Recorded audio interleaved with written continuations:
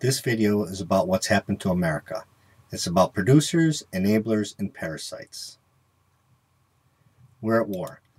We're fighting the same war human beings have been fighting since the beginning of their existence. And whether you agree with the theory of evolution or believe in creationism makes absolutely no difference. However, this isn't a war of guns, bombs, and violence, at least not yet, but a war whose victor will ultimately use the most powerful of all weapons most effectively, the human mind. This is a war of ideas. Ideas that are right and ideas that are wrong. Ideas that are just and ideas that are unjust. Ideas that are true and ideas that are false. But most important of all, ideas that are moral and ideas that are immoral. Now, if we're going to win this war, there's one and only one way to do it. We're going to have to show the American people that of all the political paradigms out there, only one is a moral paradigm. We're going to have to show the average American that not only are our ideas better, they're the only ideas that are moral. There are only two ways for human beings to deal with one another, through force or persuasion. It will always come down to one or the other, period. So Americans are going to have to decide which it will be. Are we going to live like animals, using force against each other? Or are we going to live up to our potential and live like human beings, relying on the art of persuasion? It must be one or the other because there are no other alternatives. So you, each and every one of you, are going to have to make a choice. Are you going to persuade and be a producer, or are you going to force and be a parasite? There's no other choice. You have to be one or the other. Are you going to take care of yourself, or are you going to hire the government to force others to take care of you? Are you going to be a worker, or are you going to hire the government to force others to work for you? Are you going to be responsible, or are you going to hire the government to force others to be responsible for you? You have to choose which side you're going to be on, because you must be on one side or the other, period. And when I speak of parasites, I include parasites of all kinds. Parasitical citizens, parasitical non-citizens, parasitical politicians and government bureaucrats, parasitical corporations, and foreign parasites of all types. Any human being that uses the power of government to force others to take care of them or their responsibilities is a parasite. However, there's also another choice you're going to have to make. If you choose to be a producer, you're going to have to decide whether or not you're going to support the enablers. The enablers are the middlemen between the producers and the parasites, although some producers are enablers as well. The enablers are the people who usually work, and I use that term loosely, in government whose job it is to rob Peter to pay Paul. Of course, the parasites are going to support the enablers because they're the IV to their blood supply. The enablers make it possible for the parasites not to have to work, not to have to take care of themselves, and not to have to be responsible.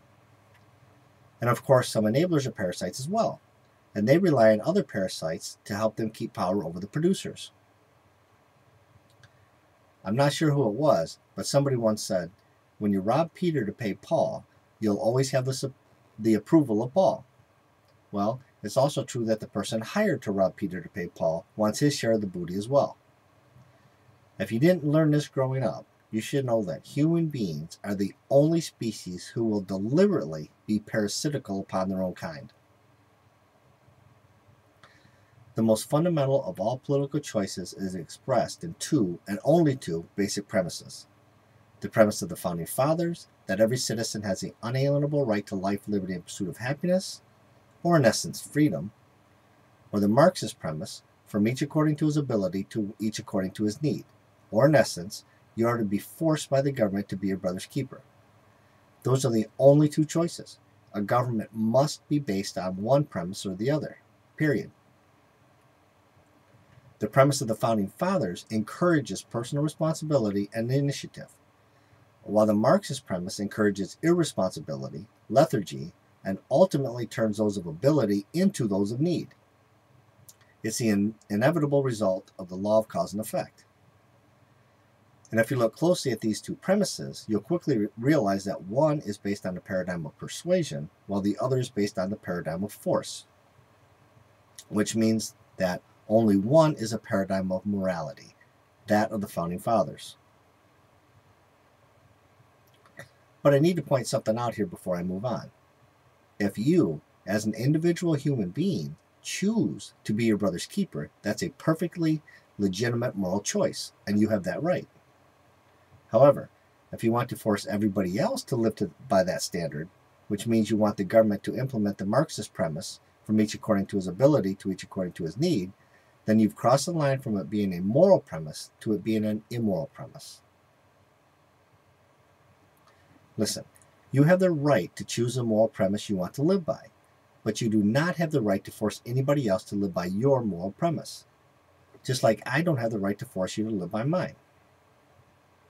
And this is why the Marxist premise, if forced on people by the government, is not only immoral, but evil as well.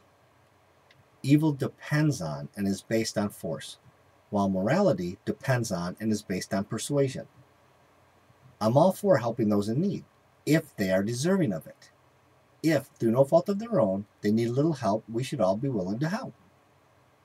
The problem is, now that we've accepted and even implemented the Marxist premise, these people no longer thank us for our charity. They demand more because they believe they have a right to it, and they believe they are entitled to it. And most producers have become apathetic enough to allow them to get away with calling it an entitlement. Well, I'm here to say that it's not an entitlement. Nobody is entitled to anything that someone else is forced to give. It used to be called stealing. Now it's called welfare, redistribution of wealth, social justice, equalization of opportunity, equalization of outcome, egalitarianism, and many other meaningless, convoluted terms. But no matter what it's called, you should realize that if you believe you have the right to hire the government to force another to give you what you want, then you have no right to complain when someone else hires the government to force you to give them what they want. You cannot have it both ways. If you choose to live by the sword, you have no right to complain when you're about to die by the sword. We hold these truths to be self-evident, that all men are created equal, that they are endowed by the Creator with certain unalienable rights, that among these are life, liberty, and pursuit of happiness. That to secure these rights, governments are instituted among men, the Declaration of Independence. It's all right there.